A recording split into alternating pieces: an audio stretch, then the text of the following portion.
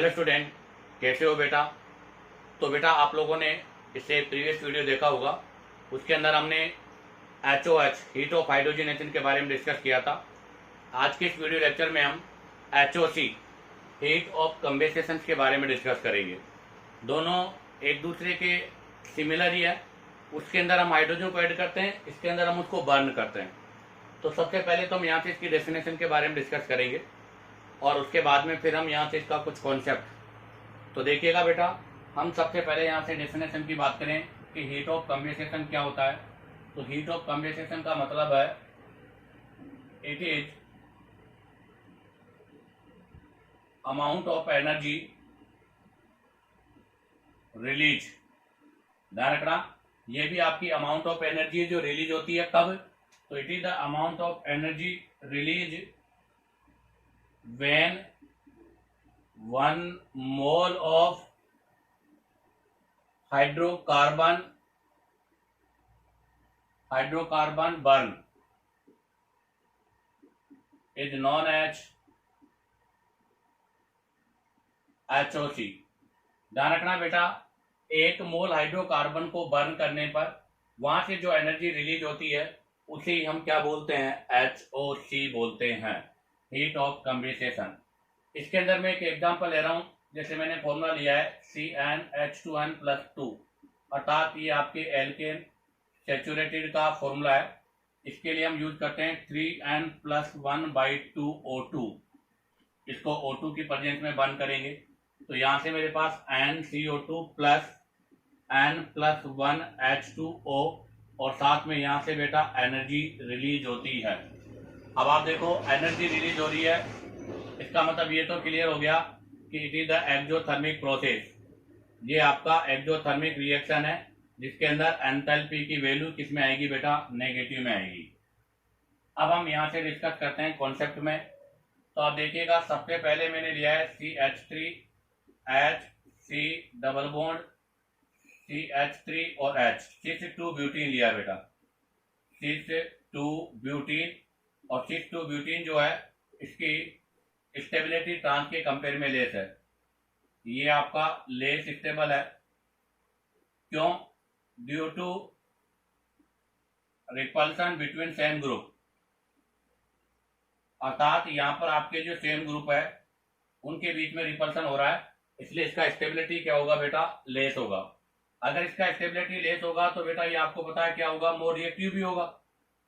अर्थात ये more reactive है तो ये O2 के साथ इजीली बर्न होगा और बर्न होने के साथ में यहां से CO2 प्लस H2O वाटर और साथ में एनर्जी रिलीज करेगा। और यहां से जो एनर्जी रिलीज होगी बेटा उसको बोलेंगे हम डेल H1। क्या बोलेंगे बेटा, उसको हम डेल H1। जहां पर बेटा CO2 में कार्बन तो 4 होंगे, 4 मोल ऑफ CO2 यहाँ से आपके रिलीज होगी। और हाइड्रोजन की बात करें तो यहाँ पर आपके 4 ये हो जाएंगे। ऑक्सीजन को बैलेंस करें तो 4 2 जा 8 और 8 और 2 4 12, तो यहाँ पर 6 O2 आ जाएगा। अब आप देखिएगा, अब हम यहाँ पर देखते हैं तो बेटा इसकी रिएक्टिविटी मोर थी तो यहाँ पर मोर एनर्जी रिलीज होगी। अगर मोर एनर्जी रिलीज होगी तो बेटा इसका HOC भी क्या होगा, मोर होगा। अब ले रहा हूं मैं ट्रांस 2 ब्यूटीन। आपको पता है बेटा ट्रांस 2 ब्यूटीन 6,2 ब्यूटीन के कंपेयर में मोर स्टेबल है।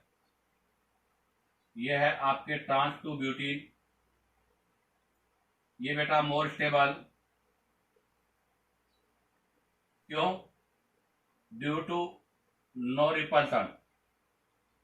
यहां पर कोई भी रिपल्सन नहीं होगा क्योंकि यहां पर सेम ग्रुप अपोजिट साइड है। और अगर बेटा मोर स्टेबल है तो कंफर्म है लेस रिएक्टिव भी होगा। इसका रिएक्शन करेंगे O2 के साथ, यहां से बर्न होगा 4CO2 प्लस 4H2O प्लस का डेल H2, यहां से एनर्जी होगी। बेटा इसकी रिएक्टिविटी लेस है तो यहां से हम बोलेंगे लेस एनर्जी रिलीज। अर्थात बेटा यहां पर जो एनर्जी है वो लेस रिलीज होगी। अगर एनर्जी लेस रिलीज होगी तो बेटा यहां से मेरे पास लेस HOC होगा, हीट ऑफ कंबेसेशन। अगर हम अब यहाँ पर दोनों में ऑर्डर की बात करें तो बेटा डेल H1 की वैल्यू डेल H2 से ज्यादा होगी, क्योंकि स्टेबिलिटी की अगर बात करें तो बेटा इसकी स्टेबिलिटी ट्रांस से कम होती है, और जिसकी स्टेबिलिटी कम होती है उसकी रिएक्टिविटी मोर होती है। तो ये लेस रिएक्टिव है तो इसकी, ये लेस स्टेबल है तो इसकी रिएक्टिविटी मोर है, और ये अगर मोर रिएक्टिविटी करेगा तो मोर एचओसी करेगा। तो इसका मतलब कॉन्सेप्ट ये हो गया कि हीट ऑफ कंबेंसेशन हमेशा स्टेबिलिटी के इनडायरेक्टली प्रोपोर्शनल होता है। अब आप चाहो तो यहाँ से इसका स्क्रीनशॉट ले लीजिएगा। अब हम यहाँ से इसके कैलकुलेशन के बारे में डिस्कस करेंगे।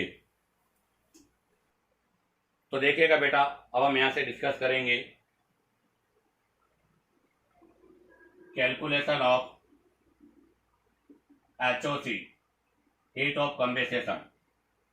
अगर हीट ऑफ कंबेंसेशन की कैलकुलेशन की बात करें तो फर्स्ट हो जाएगा बेटा according to number of carbon atom, carbon atom के अकॉर्डिंग।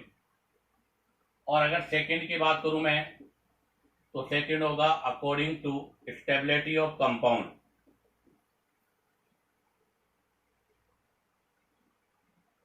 तो फर्स्ट हो गया according to number of carbon atom, second हो गया according to stability of compound. अब आप देखिएगा according to number of carbon में मैं बात करूं तो HOC is directly proportional to number of carbon atom. ध्यान रखना बेटा, सिमिलर टू HOH, जहां पर हम पाई बॉन्ड के बारे में डिस्कस कर रहे थे। तो HOC is directly proportional to number of carbon atom.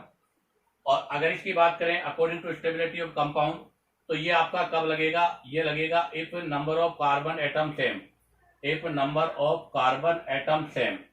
जैसे वहां पर कह रहे थे number of pi bond same हो, ऐसे ही अगर number of carbon atom same होता है तो ये रूल आपका लगेगा। अगर हम यहां से बात करें तो HOC indirectly proportional to stability of compound, stability of compound, stability of compound. या अगर वो एल्कीन होगी तो हम बोलेंगे नंबर ऑफ अल्फा हाइड्रोजन। या हम ऐसे भी कह सकते हैं बेटा कि HOC is directly proportional to ring strength, is directly proportional to ring strength. ये आपके साइक्लो कंपाउंड्स के अंदर अप्लाई होगा, क्योंकि आपको पता है कि जिसका रिंग स्ट्रेंथ, हमें पता होना चाहिए क्या कि बेटा जिस कंपाउंड का रिंग स्ट्रेन मोर होता है उसकी स्टेबिलिटी लेस होती है, तो उसकी रिएक्टिविटी मोर होगी, तो बेटा वहां पर HOC की वैल्यू भी क्या होगी, हाई होगी। तो हम according to number of carbon atom, second according to stability of compound. अब आप देखो according to stability of compound में बात करें तो सबसे पहला आपका आता है इसके अंदर। तो यहां से मैं कुछ पॉइंट्स के बारे में डिस्कस कर दूं। पहला एल्केन, आपको एल्केन की स्टेबिलिटी के बारे में पता होना चाहिए।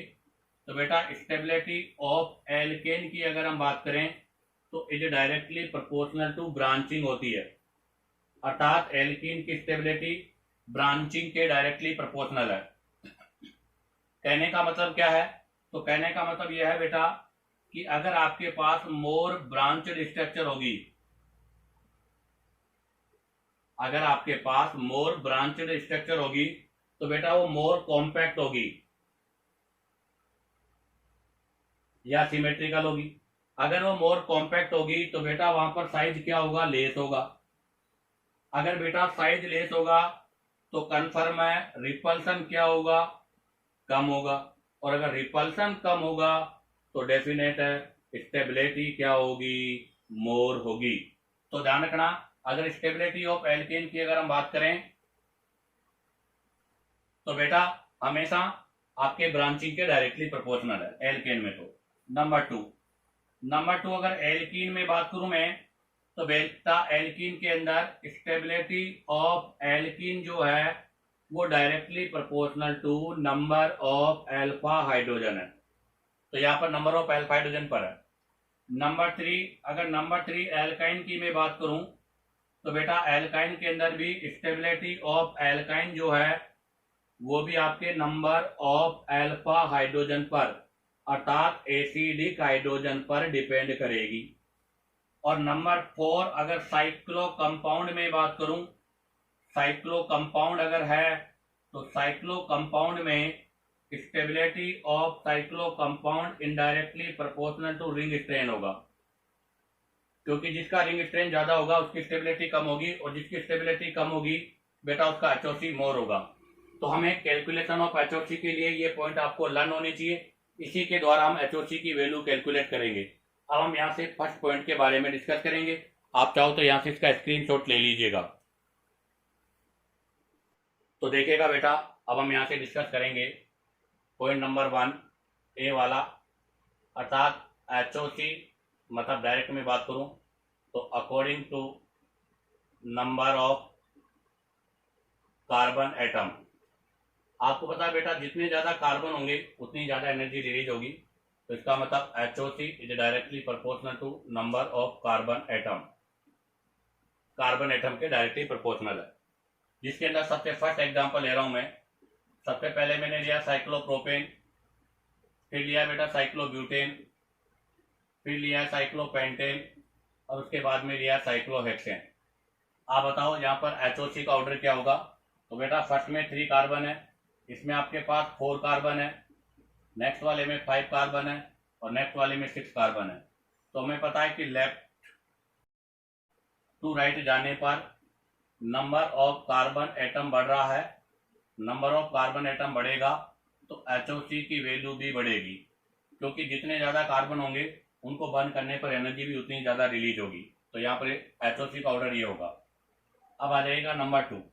नंबर 2 एग्जाम्पल में मैं बात करूँ तो ये लिया मैंने बेटा साइक्लोहेक्सेन, जिसमें कार्बन 6 है, और अब ले रहा हूँ मैं साइक्लोपेंटेन,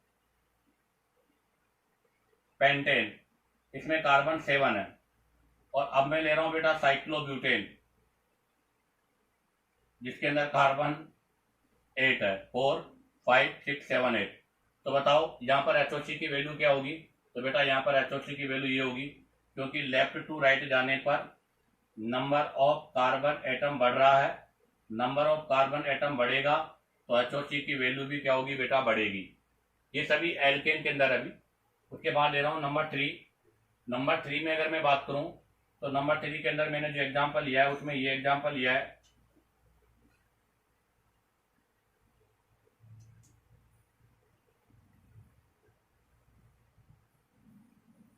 ये एग्जाम्पल लिया है। आप देखिएगा ये आपका बाईसाइक्लो कंपाउंड है। बाईसाइक्लो क्या, 2 डिफरेंट साइक्लो ग्रुप है। ये आपका बाईसाइक्लो है, सॉरी स्पाइरो,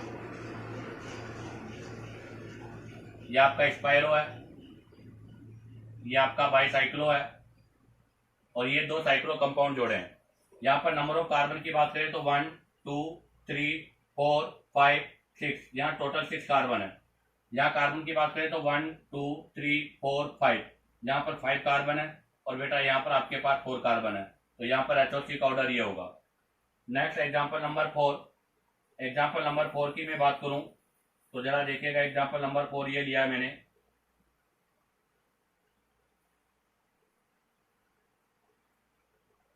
उसके बाद सेकेंड एग्जाम्पल ये लिया बेटा। उसके बाद नेक्स्ट एग्जाम्पल ये लिया है। बताओ ईट ऑफ कम्बिनेशन का ऑर्डर क्या होगा। तो देखो बेटा, पहले के अंदर जो हमने लिया है, ये वाला स्ट्रक्चर जो लिया है, इसके अंदर आपकी दोनों रिंगे 5 कार्बन वाली है, ये भी 5 ये भी 5। तो 1 2 3 4 5 6 7 8 कार्बन है। इसके अंदर बेटा एक 6 वाली एक 5 वाली है। तो यहाँ पर काउंट करो 1 2 3 4 5 6 7 8 9 कार्बन है, और बेटा इसमें दोनों 6 वाली यहाँ 10 कार्बन है। तो यहाँ पर HOC का ऑर्डर ये होगा। तो आपका जो पहला रूल है उसके में अंदर तो नंबर ऑफ कार्बन बढ़ने के साथ साथ हमेशा HOC की वैल्यू बढ़ेगी। अब आप चाहो तो यहाँ से इसका स्क्रीनशॉट ले लीजिएगा। अब हम यहाँ से रूल नंबर 2 के बारे में डिस्कस करेंगे। तो देखिएगा बेटा, अब हम यहाँ से डिस्कस करेंगे पॉइंट नंबर 2। पॉइंट नंबर 2 आपका according to stability, B point है अकॉर्डिंग टू स्टेबिलिटी। और अकॉर्डिंग टू स्टेबिलिटी की अगर हम बात करें तो हमें पता है कि HOC indirectly proportional to stability of compound. हमेशा HOC आपके जो कंपाउंड है उसकी स्टेबिलिटी के इनडायरेक्टली प्रोपोर्शनल होती है, जिसके अंदर हम बोलेंगे सबसे पहला तो ब्रांचिंग। ब्रांचिंग किसके लिए, एल्केन के लिए, और इसी एल्केन के लिए ring strand. Ring strand cyclo वाले कंपाउंड, चाहे वो एल्केन हो चाहे एल्कीन हो। और उसके बाद में बेटा नंबर ऑफ अल्फा हाइड्रोजन, ये आपके एल्कीन और एल्काइन वाले कॉन्सेप्ट में। अब हम यहाँ पर सबसे फर्स्ट डिस्कस करेंगे एल्केन के बारे में। तो सबसे फर्स्ट मैं डिस्कस करने जा रहा हूँ एल्केन। अब आप देखो एल्केन के अंदर सबसे पहला जो एग्जांपल मैं ले रहा हूँ, ये एग्जांपल लिया जिसमें 1 2 3 4 5 6 7 कार्बन है। अब इसी के रिलेटेड एक और एग्जांपल लिया मैंने, ये 1 2 3 4 5 6 7, यहाँ पर भी आपके 7 कार्बन है। आप बताओ इन दोनों में से किसका हीट ऑफ हाइड्रोजनेशन मोर होगा। तो आप देखो बेटा फर्स्ट जो स्ट्रक्चर है वो किस तरह से है। तो आपका फर्स्ट स्ट्रक्चर जो है वो ये स्ट्रक्चर है, और सेकंड जो स्ट्रक्चर है वो हमारा ये स्ट्रक्चर है।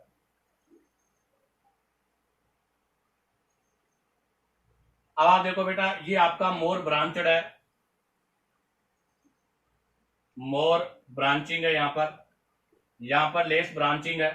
अगर बेटा मोर ब्रांचिंग होगी तो साइड लेस होगा, बेटा साइड लेस होगा तो रिपल्सन लेस होगा, और रिपल्सन लेस होगा तो बेटा स्टेबिलिटी मोर होगी, और अगर स्टेबिलिटी मोर होगी तो एचओसी की वैल्यू लेस होगी। तो आप देखो यहाँ पर दोनों में नंबर ऑफ कार्बन सेम है, बट फर्स्ट मोर ब्रांच है, सेकंड वाली लेस ब्रांच है। अगर फर्स्ट वाली की ब्रांचिंग ज्यादा है तो यहाँ पर हम स्टेबिलिटी की बात करें तो बेटा first is more stable then second. तो इसी कंडीशन पर एचओसी की वैल्यू इनवर्स हो जाएगी, अर्थात सेकंड वाले का एचओसी फर्स्ट वाले से मोर होगा।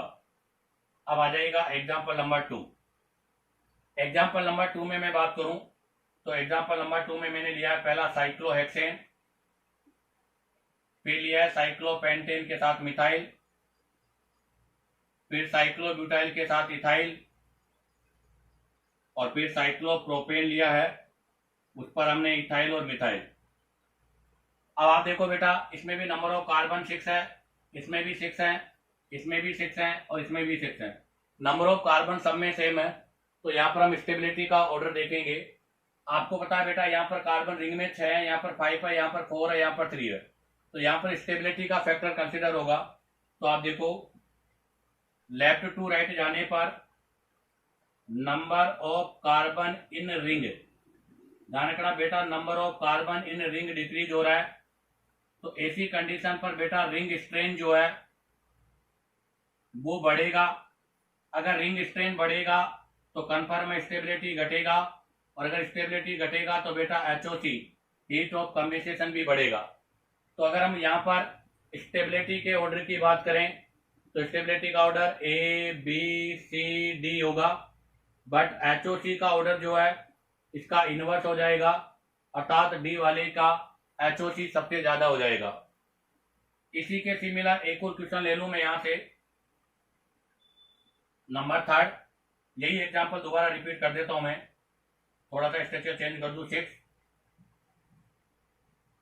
5 4 वाले पे 2 मिथाइल, और इस पर ये 3 मिथाइल। तो इसमें भी आपके रेट ऑफ कंडेंसेशन का ऑर्डर सेम ही रहेगा, इसमें कोई भी चेंज नहीं होगा। अब आ जाएगा नेक्स्ट, हम यहां से बात करेंगे नंबर 2 एल्काइन। एल्काइन के अंदर हम क्या चेक करेंगे बेटा, एल्काइन में चेक करेंगे नंबर ऑफ अल्फा हाइड्रोजन। और इन दोनों में हमने क्या, तो बेटा इन दोनों में जो कॉन्सेप्ट लगा है वो कॉन्सेप्ट लगा है रिंग स्ट्रेन का, और इसमें जो कॉन्सेप्ट लगा है वो लगा है ब्रांचिंग वाला। तो फर्स्ट में ब्रांचिंग, सेकंड वाले में रिंग स्ट्रेन, और अब डिस्कस करेंगे किसके, नंबर ऑफ अल्फा हाइड्रोजन जिसके अंदर एल्काइन। इसके अंदर एक एग्जांपल ले रहा हूं मैं, मैंने लिया है बेटा CH3 C triple bond C और CH3, और इधर ले रहा हूं मैं CH3 CH2 C triple bond CH, अर्थात एक तो लिया मैंने 2 ब्यूटाइन और एक लिया मैंने बेटा 1 ब्यूटाइन। आप बताइएगा इन दोनों में से एचओसी किसका मोर होगा। तो बेटा यहां पर भी कार्बन 4 है, यहां पर भी कार्बन 4 है, दोनों में कार्बन 4 है। अकॉर्डिंग टू स्टेबिलिटी चेक करेंगे तो आप देखो बेटा यहाँ इसके रेस्पेक्ट में 3 और 3 6 अल्फा हाइड्रोजन है, जहां पर टोटल बेटा 6 अल्फा हाइड्रोजन है, जबकि यहाँ चेक करो इसके रेस्पेक्ट में केवल 2 अल्फा हाइड्रोजन है। वहां पर मोर अल्फा हाइड्रोजन है तो मोर स्टेबल होगा। तो अगर हम यहाँ पर स्टेबिलिटी की बात करें तो बेटा फर्स्ट की स्टेबिलिटी सेकंड से ज्यादा है। क्यों? क्योंकि इसके पास मोर अल्फा हाइड्रोजन है, जबकि इसके पास लेस अल्फा हाइड्रोजन है। तो बेटा HOC का ऑर्डर इनवर्स हो जाएगा, सेकंड का HOC फर्स्ट के कंपेयर में मोर होगा। ऐसा ही अगर एक और एग्जांपल लेना चाहें हम इसी में, तो एक ले लिया CH3 C triple bond CH, और एक हमने ले लिया CH ट्रिपल बॉन्ड CH। इसमें तो आपके देखो नंबर ऑफ कार्बन भी डिफरेंट है, तो नंबर ऑफ कार्बन के अकॉर्डिंग फर्स्ट वाला आपका ज्यादा हो जाएगा। ठीक है, इसी के साथ आपका एक पोर्शन के एग्जांपल्स कंप्लीट होते हैं। अब हम यहाँ से एल्कीन के बारे में डिस्कस करेंगे। आप चाहो तो यहाँ से इसका स्क्रीनशॉट ले लीजिएगा। तो देखिएगा बेटा, अब हम यहाँ से डिस्कस करेंगे एल्कीन के बारे में। तो नंबर 3 एल्कीन। नंबर 3 एल्कीन में आपको पता है अल्फा हाइड्रोजन के इनडायरेक्टली प्रोपोर्शनल होगा। तो इसमें सबसे पहला जो एग्जांपल ले रहा हूं मैं, वो एग्जांपल लिया है मैंने ये और ये। आप बताइएगा इसके अंदर आपके पास HOC का ऑर्डर क्या होगा। तो सबसे पहले कार्बन गिनेगा बेटा 1 2 3 4 1 2 3 4 1 2 3 4। कार्बन सब में सेम है, C सेम, कार्बन सेम है। तो हम यहाँ से स्टेबिलिटी के लिए अल्फा हाइड्रोजन, बेटा यहाँ पर भी आपके पास मिथाइल है और यहाँ पर भी मिथाइल है। इसके पास भी 6 अल्फा हाइड्रोजन है, इसके पास भी 6 अल्फा हाइड्रोजन है और इसके पास भी 6 अल्फा हाइड्रोजन है। बेटा तीनों में अल्फा हाइड्रोजन भी सेम है, तो कार्बन सेम है, अल्फा हाइड्रोजन भी सेम है। बट अब हमने जब स्टेबिलिटी ऑफ एल्कीन के बारे में डिस्कस किया था, तब हमने कहा था बेटा उस एल्कीन की स्टेबिलिटी मोर होती है जिसमें आपके बोथ साइड मिथाइल ग्रुप होते हैं। क्यों? क्योंकि यहाँ से बनने वाला कार्बोकेटाइन मोर स्टेबल होता है।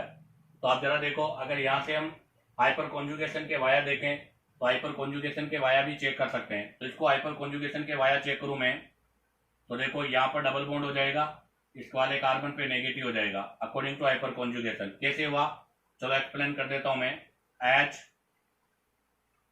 ये कार्बन है, इस कार्बन पे हाइड्रोजन भी होगा, यहाँ डबल बॉन्ड है, तो ये बॉन्ड यहाँ शिफ्ट होगा, ये यहाँ शिफ्ट हो जाएगा, तो इसके वाया यहाँ डबल बॉन्ड आ जाएगा और इस वाले कार्बन पे नेगेटिव चार्ज आ जाएगा।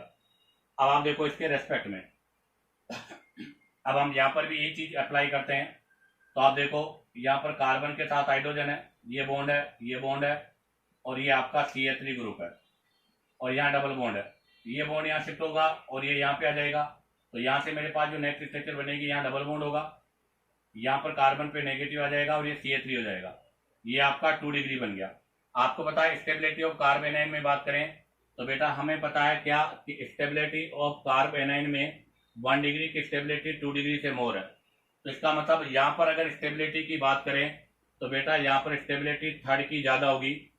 उसके बाद में देखो बेटा ये कौन सी फॉर्म है, ट्रांस, और ये कौन सी फॉर्म है बेटा, सिस। और हमें पता है कि ट्रांस और सिस में से ट्रांस की स्टेबिलिटी मोर है और सिस की स्टेबिलिटी लेस है। ऐसा क्यों? क्योंकि ट्रांस में दोनों आपके ग्रुप दूर हैं तो रिपल्सन कम होगा, यहाँ पर रिपल्सन मोर होगा। अगर स्टेबिलिटी का ऑर्डर यह है तो बेटा HOC का ऑर्डर इसका उल्टा हो जाएगा, अर्थात थर्ड वाले का HOC सबसे कम होगा और सेकंड वाले का HOC सबसे ज्यादा होगा। अब आ जाएगा क्वेश्चन नंबर 2।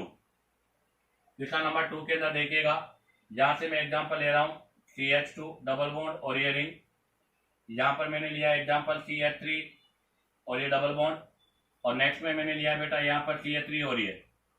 आप देखो ये तो एक्सोसाइक्लिक है और ये दो आपके एंडोसाइक्लिक है। इसके अंदर नंबर ऑफ अल्फा हाइड्रोजन की बात करूं तो बेटा ओनली 1 अल्फा हाइड्रोजन है, और इसमें नंबर ऑफ अल्फा हाइड्रोजन की बात करूं तो बेटा 5 है, 3 + 2। और अगर हम यहाँ पर स्टेबिलिटी की बात करते हैं तो बेटा हमेशा एक्सो की स्टेबिलिटी एंडो से ज्यादा होती है, तो पहले वाला एक्सो वाला आएगा, अर्थात फर्स्ट की स्टेबिलिटी सेकंड और थर्ड से ज्यादा है। अब सेकंड और थर्ड की स्टेबिलिटी को डिसाइड करेंगे तो इनकी स्टेबिलिटी डिसाइड होगी नंबर ऑफ अल्फा हाइड्रोजन के अकॉर्डिंग। तो स्टेबिलिटी का ऑर्डर हो जाएगा बेटा फर्स्ट के बाद में होगा बेटा थर्ड का, क्योंकि इसके पास 5 अल्फा हाइड्रोजन है, उसके बाद में सेकंड का। तो बताओ HOC क्या होगा इसका इनवर्स, फर्स्ट से ज्यादा किसका होगा बेटा, थर्ड का, और थर्ड से ज्यादा किसका होगा बेटा, सेकंड का। अब आ जाएगा next example number 3। Example number 3 में मैं बात करूं तो एग्जाम्पल नंबर 3 मैंने ये लिया है। आप देखो सभी में आपका डबल बॉन्ड एक ही है, बट यहाँ एल्फा हाइड्रोजन डिफरेंट है। तो आप देखो फर्स्ट के अंदर एल्फा हाइड्रोजन कितने हैं बेटा, 3 एल्फा हाइड्रोजन है। सेकेंड वाले में 3 यहाँ पर है, 3 यहाँ पर है, 6 एल्फा हाइड्रोजन है। इसमें भी बेटा 3 3 6 एल्फा हाइड्रोजन है। यहाँ पर 3 3 3 3 12 एल्फा हाइड्रोजन है। तो आपको पता है एचओसी स्टेबिलिटी के इनडायरेक्टली प्रोपोर्शनल है। तो यहाँ पर एचओसी उसका ज्यादा होगा जिसके पास एल्फा हाइड्रोजन कम है। तो बेटा सबसे ज्यादा इसको मैं फर्स्ट मान रहा हूँ, इसको सेकेंड, इसको थर्ड और इसको फोर्थ। तो बेटा सबसे पहले कौन सा वाला आएगा, फर्स्ट वाला। अब देखो यहाँ पर भी 6 है, यहाँ पर भी 6 है, बट ये 6 फॉर्म है और ये ट्रांस फॉर्म है। 6 की स्टेबिलिटी लेस होती है। तो पहले कौन सा आएगा बेटा, थर्ड वाला आएगा। उसके बाद में बेटा आपका सेकेंड वाला आएगा और सबके लास्ट में फोर्थ वाला आएगा। क्योंकि इसके पास 3 एल्फा हाइड्रोजन है, इसके पास 6 है, इसके पास 6 है, इसके पास 12 है। एक और एग्जांपल लेते हैं इससे रिलेटेड। तो एग्जांपल नंबर 4 के अंदर मैंने ये लिया है।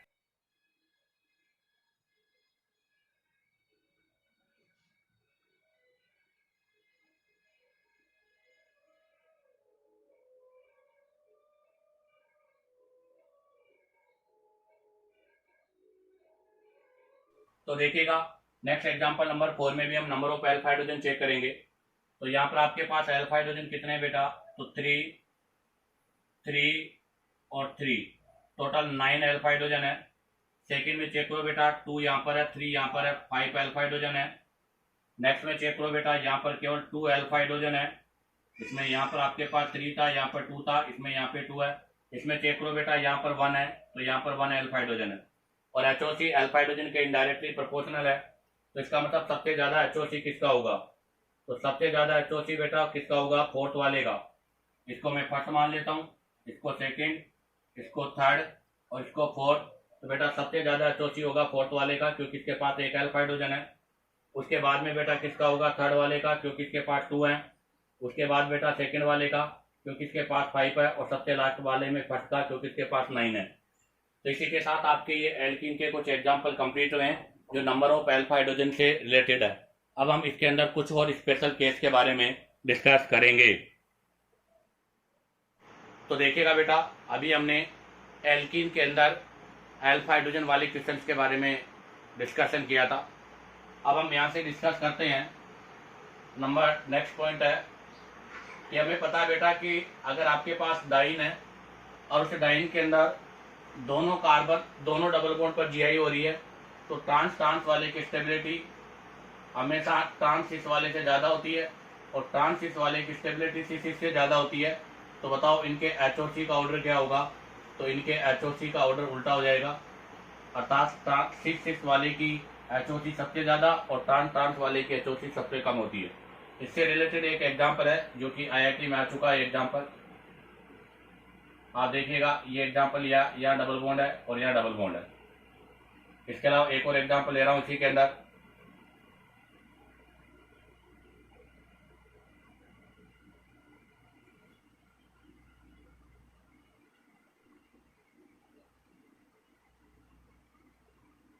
ये लिए मैंने, ये आपका ए है, ये आपका बी है और ये सी है। आप बताओ इसमें स्टेबिलिटी और एचओसी का ऑर्डर। आप देखिएगा बेटा इसमें डाइन है ये और सभी आपके कॉन्जुगेटेड डाइन्स है। और बता दूं मैं, all are the conjugated dienes, सभी में रेजोनेंस हो रहा है। आप देखो यहाँ पर ये दोनों ग्रुप अपोजिट है, ट्रांस है, यहाँ पर भी दोनों ग्रुप है, ट्रांस है।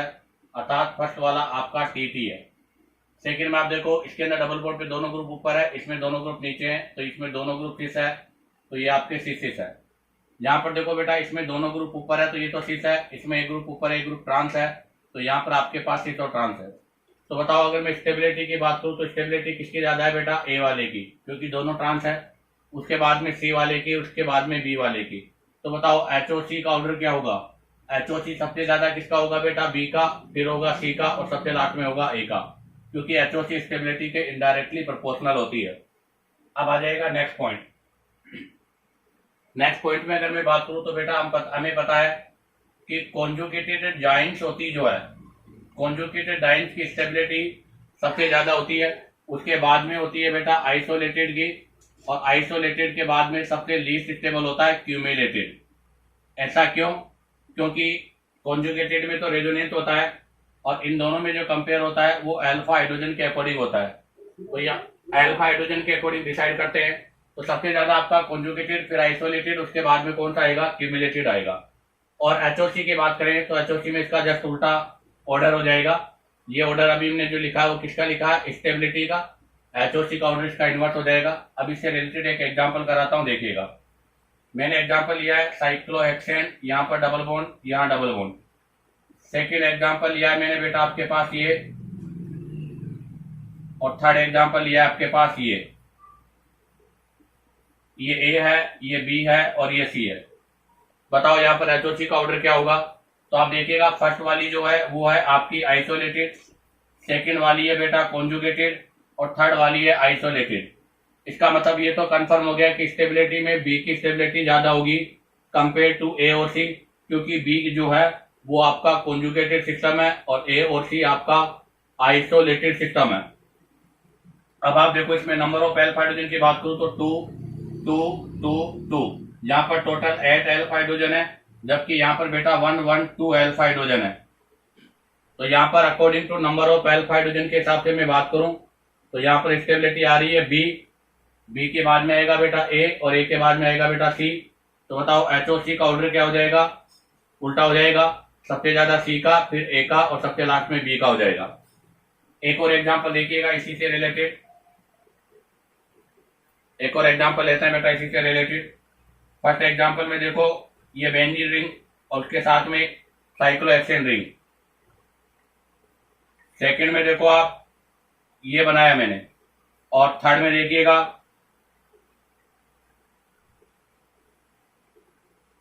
ये बनाया। अब आप देखिएगा इसको मैंने फर्स्ट मान लिया, इसको सेकंड मान लिया, इसको थर्ड मान लिया बेटा।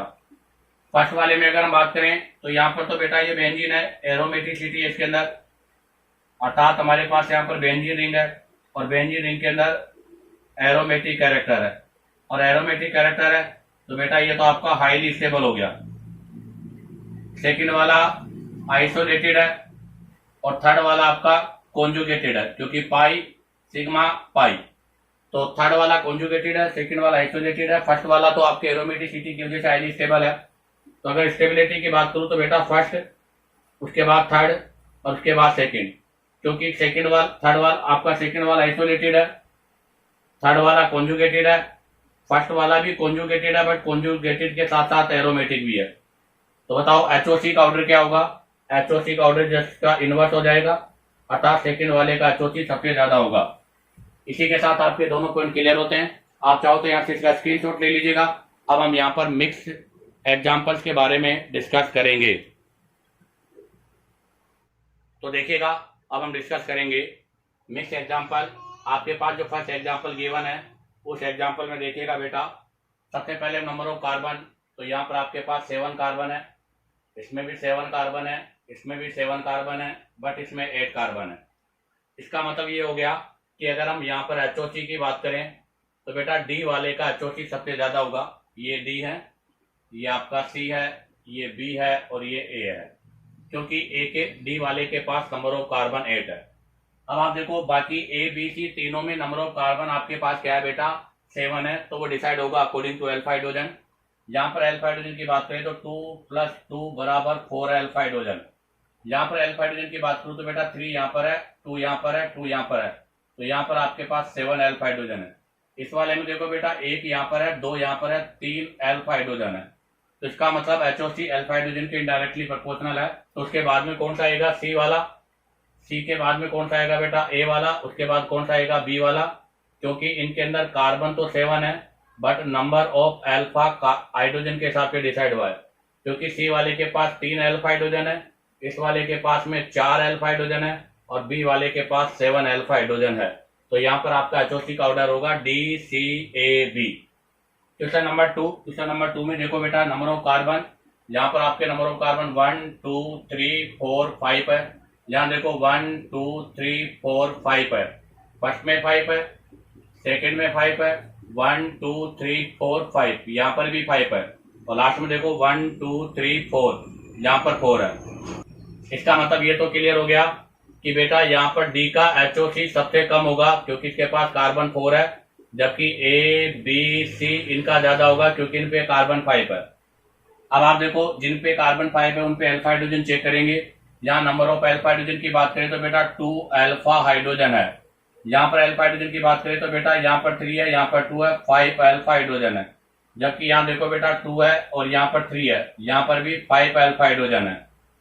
बट आप देखो ये कौन सी फॉर्म है, ट्रांस फॉर्म है, और ये कौन सी फॉर्म है बेटा, सिस फॉर्म है। और सिस और ट्रांस में से सिस की स्टेबिलिटी कम होती है, ट्रांस की स्टेबिलिटी ज्यादा होती है। तो इसका मतलब आपके पास ए बी और सी में से सबसे पहले सी आएगा क्योंकि इसके पास 2 अल्फा हाइड्रोजन है। अब इसके पास भी 5 है, इसके पास भी 5 है, बट सिस की स्टेबिलिटी कम होती है, ट्रांस की ज्यादा होती है। तो पहले सिस वाला आएगा, अर्थात बी वाला आएगा जिसके पास 5 अल्फा हाइड्रोजन है और सिस है। उसके बाद ए वाला आएगा जिसके पास 5 अल्फा हाइड्रोजन है और ट्रांस है। और सबके लास्ट में डी वाला आएगा क्योंकि उसके पास 4 कार्बन है। तो इसका आंसर होगा बेटा सी बी ए डी। अब आ जाएगा next question number 3। Question number 3 में आप देखो पहले के अंदर हमारे पास 4 कार्बन है, अगले में 6 कार्बन है, और अगले में हमारे पास 10 कार्बन है। अगले में हमारे पास 8 कार्बन है, यहाँ पर भी हमारे पास 8 कार्बन है। आप देखो यहाँ पर 8 कार्बन के साथ दोनों ग्रुप सेम साइड है, तो ये सिस है, और ये कौन सी फॉर्म है बेटा, ट्रांस है। और हमने स्टेबिलिटी ऑफ एल्कीन में जब पढ़ा था तब डिस्कस किया था क्या, if number of carbon in ring 8, 9, 10, 11, तो ऐसी कंडीशन पर बेटा सिस की स्टेबिलिटी हमेशा ट्रांस से ज्यादा होती है। तो बताओ अगर सिस की स्टेबिलिटी ट्रांस से ज्यादा है तो एचओसी का ऑर्डर उल्टा हो जाएगा, अर्थात ट्रांस वाले का एचओसी सिस से ज्यादा हो जाएगा। अब हम यहाँ देखेंगे पहले according to number of carbon के हिसाब से। तो बेटा इसको मैंने मान लिया P, ये मान लिया Q, ये हो गया आपका R, ये हो गया S और ये हो गया T। तो बेटा सबसे पहले कौन सा आएगा, तो सबसे पहले वाला R वाला आएगा। एचओसी में सबसे पहले R क्योंकि इसके पास 10 कार्बन है। उसके बाद में SO2 आएगा। SO2 में से पहले कौन आएगा, ट्रांस वाला, अर्थात आपके पास आएगा पहले T और उसके बाद आएगा बेटा कौन सा S, क्योंकि इन दोनों के पास 8 कार्बन है, एक ट्रांस फॉर्म है और एक सिस है, और सिस की स्टेबिलिटी ज्यादा है यहाँ। उसके बाद में आएगा बेटा 6 कार्बन Q, इसके पास कार्बन 6 है, और उसके बाद में आएगा बेटा P क्योंकि इसके पास कार्बन 4 है। इसी के साथ आपका ये बेटा हीट ऑफ कंडेंसेशन का पोर्शन कंप्लीट होता है। उम्मीद करता हूँ कि आपको वीडियो पसंद आया होगा क्योंकि मैंने क्वेश्चन को कॉन्सेप्ट के साथ एक्सप्लेन किया है। अगर आपको वीडियो पसंद आया तो वीडियो को लाइक, सब्सक्राइब और शेयर करो ताकि आप लोगों के पास न्यू नोटिफिकेशन आता रहे।